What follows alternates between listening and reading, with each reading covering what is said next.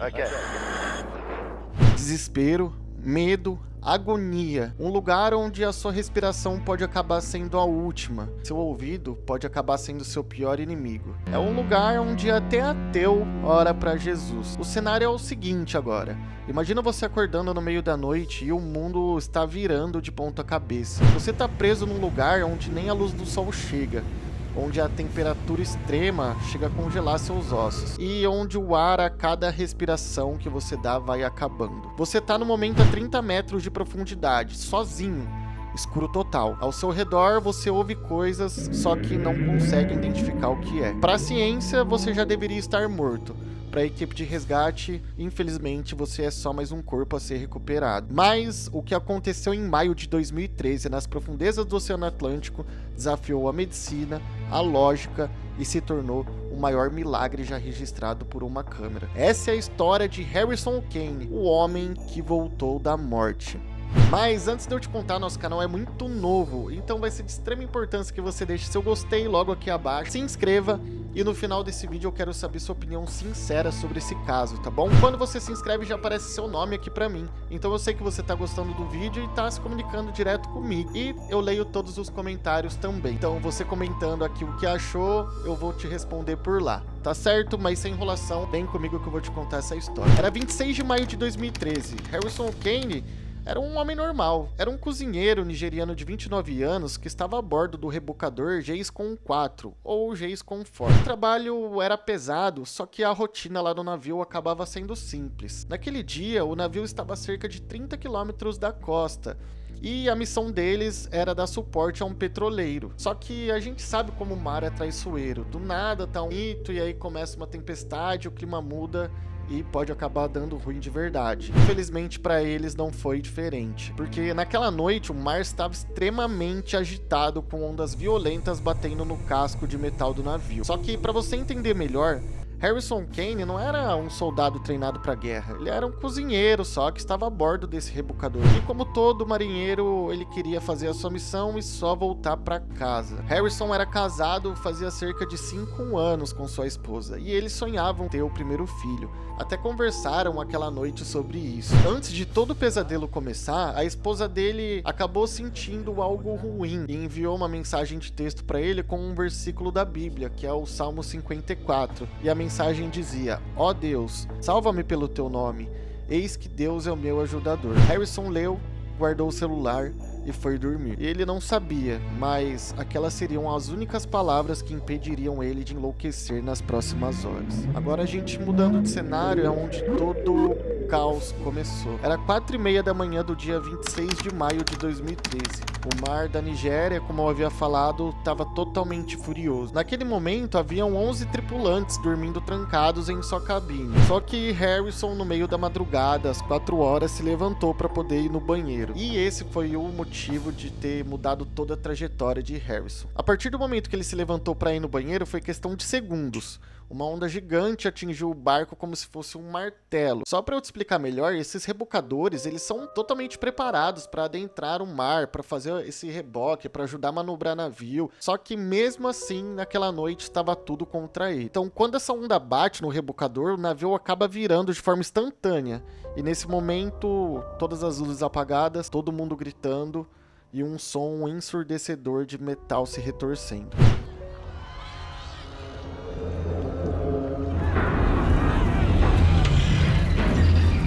O barco acabou afundando como uma pedra até vir o barulho dele batendo no fundo do mar. Isso tudo, estamos falando de 30 metros de profundidade. Harrison foi jogado violentamente dentro do banheiro. Só que em todo esse meio tempo, como eu falei, que foi que mudou toda a trajetória dele, porque exatamente no banheiro que ele estava, que ele escolheu para usar, uma pequena bolsa de ar acabou se formando ali. E o mais incrível de tudo é que ali era o único lugar respirável do navio inteiro. Quando o Harrison se conformou com a situação que estava acontecendo, A água mais ou menos batia no peito, extremamente fria. Ele sabia que estava embaixo do oceano. E aí eu acho que todo ser humano, quando tá numa situação dessa, a gente começa a aguçar alguns sentidos. E foi aí que o primeiro baque dele veio. Porque aqui a história deixa de ser um acidente e acaba virando uma tortura psicológica. Harrison, nesse momento, ele estava apenas de cueca, porque ele só tinha levantado para ir no banheiro. A água gelada já havia invadido e estava muito, muito frio. O sal da água do mar começou até chegar a ferir a pele dele e a língua dele do tempo que ele já estava. E a fome e a sede acabava vindo junto. Só que mesmo ele nessa situação, com fome, com sede, água gelada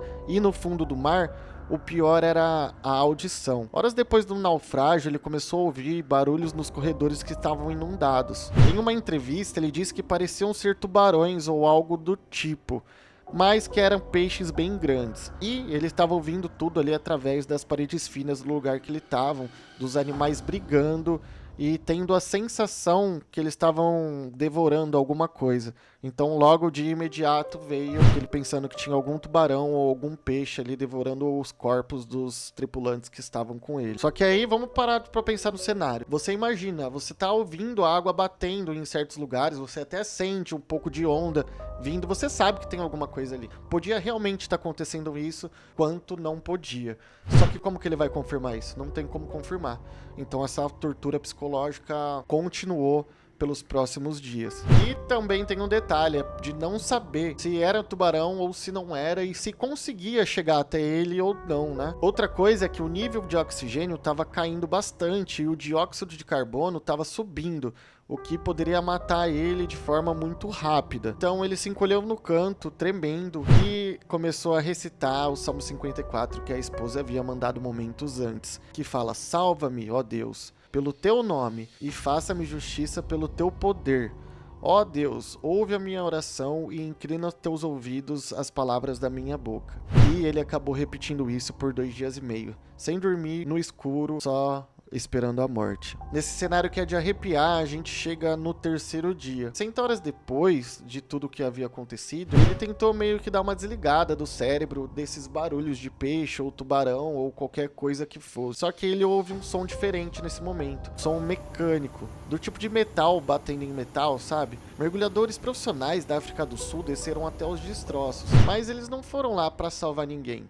A missão deles era clara: recuperar cadáveres. Depois de 60 horas, com tudo que aconteceu, já tinham avisado a todas as famílias que no momento não tinha sobrevivente. E é aí que eu te falo, olha bem para essa cena real na câmera do capacete. Nesse momento, o mergulhador vê uma mão pálida flutuando na água suja e ele estica o braço para puxar o que ele acha que é um corpo morto, né, para tirar do navio. Só que nesse momento que ele aperta a mão para puxar o corpo, a mão acaba apertando de volta. O grito do mergulhador no rádio foi de puro pânico, do tipo: ele tá vivo, ele tá vivo. E Harrison surge da água exausto, com os olhos arregalados, aquele olhar mesmo de quem passou pelo inferno. E o mergulhador, é claro, chocado, tenta acalmar ele. Nesse momento a gente pode estar aliviado, falando: graças a Deus, a gente se colocando no lugar do cara, passando todo esse pesadelo.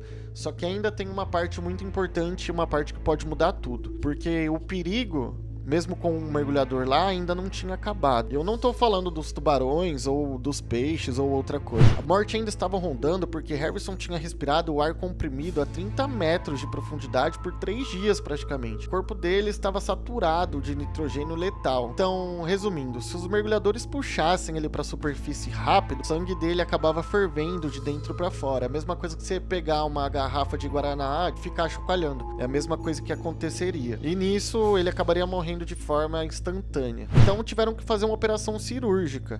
Eles tiveram que colocar um capacete nele lá embaixo e trazê-lo lentamente num sino de mergulho. Quando finalmente chegou no convés, Harrison teve que ser trancado em uma câmara de descompressão por mais de 60 horas. Só depois de quase uma semana, primeiro preso lá embaixo do mar do navio, e depois preso nessa câmara de descompressão, que ele pôde sair, de forma segura para poder ver o sol e abraçar sua esposa novamente, a esposa que já havia recebido a notícia do falecimento dele. A gente entrar na conclusão: dos 12 homens a bordo do rebocador Jason 4, Harrison foi o único sobrevivente. Todos os outros 11 acabaram perdendo a vida. Só que agora vem uma parte muito incrível. Tubarões ou peixes, você não sabe o que está acontecendo. E 3 dias no fundo do mar nunca mais pisaria em um barco. Porque Harrison Kane foi totalmente ao contrário, o cara fez o impensável. Ele estudou, treinou e o cara se tornou um mergulhador profissional certificado. Eu acho que a gratidão dele, o reconhecimento dele, depois de 3 dias, ter uma mão que veio lá de cima, acho que a gratidão foi tanta que o cara falou assim, se fizeram por mim, eu também tenho que fazer com outras pessoas. Então ele acaba se tornando um mergulhador profissional. Ele acabou encarando o monstro frente a frente. Hoje ele diz que quando está no fundo do mar, ele não sente medo, ele sente gratidão. E você? Se você estivesse naquele escuro, ouvindo tubarões, teria mantido a fé ou teria desistido? Quero muito que você comente aqui o que você faria no lugar dele, como você se comportaria. Mas estamos chegando no final de mais um vídeo. Se você gostou desse vídeo, já deixa seu gostei aqui embaixo, se inscreve para não perder os próximos vídeos e comenta aqui, porque a história que eu te contei hoje aconteceu de fato. Muito obrigado para você que assistiu até aqui, um grande abraço e até o próximo vídeo. Tchau!